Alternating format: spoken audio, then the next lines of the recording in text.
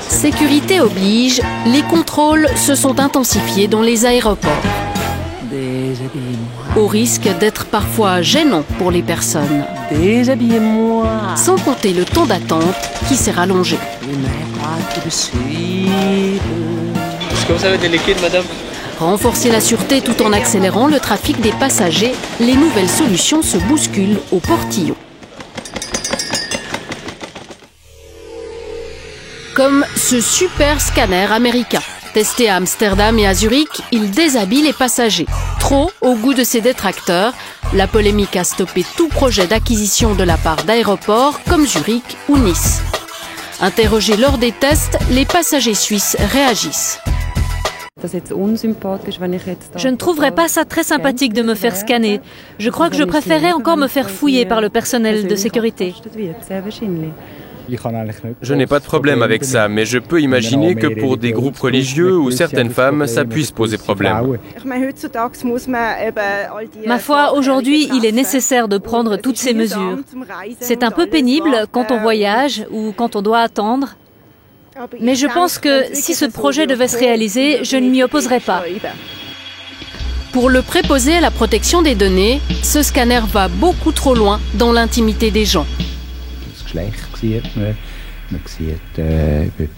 On peut voir le sexe de la personne ou si elle porte des piercings au niveau des parties génitales. Alors c'est clairement une atteinte à la sphère intime. Maintenant la question c'est de savoir si la sécurité justifie ce genre de mesures. À Zurich, l'aéroport prévoyait de laisser le libre choix aux passagers. Aujourd'hui, bye bye le scanner qui déshabille, trop mal vu en Europe.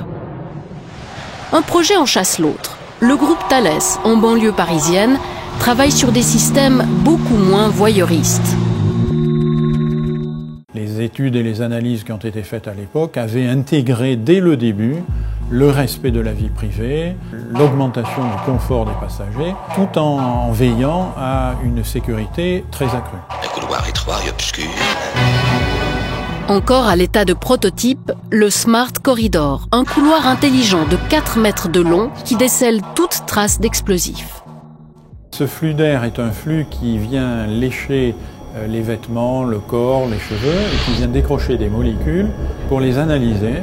Et si dans ces molécules, nous trouvons des molécules correspondant à des produits chimiques qui entrent dans la construction d'un explosif, à ce moment-là, il y a une alerte. Détection également de tout objet, même caché, quelle que soit sa matière. Démonstration ici avec ce revolver en plastique. La veste est fermée, pourtant, sur l'écran de contrôle, sa présence est signalée. Tout ça grâce à des capteurs placés derrière les parois, inoffensifs pour le corps humain. C'est un système qui est entièrement passif, c'est-à-dire qu'on n'émet rien et on utilise uniquement des rayonnements naturels du corps. La deuxième chose, c'est que nous ne demandons aucune action collaborative de la part des passagers, si ce n'est de marcher. Au final, le système rend une image floue de la personne et respecte son intimité. Fiable quasi à 100%, des aéroports devraient le tester courant 2009. Des aéroports qui n'ont que l'embarras du choix. Ici, voilà encore un autre scanner. Un peu encombrant, ce système détecte, grâce à une caméra, les microparticules de lumière émises par le corps humain. Il repère les anomalies sans déshabiller les passagers.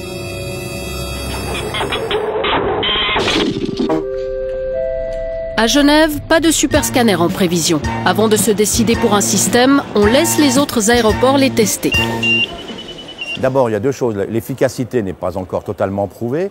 Et puis deuxièmement, il y a la manière dont les passagers vont accepter ces nouveaux contrôles qui peuvent paraître porter atteinte à leur intimité, à leur personnalité. En attendant la technologie qui fasse l'unanimité, la fouille corporelle a encore de beaux jours devant elle. Déshabillez-moi. Déshabillez-moi.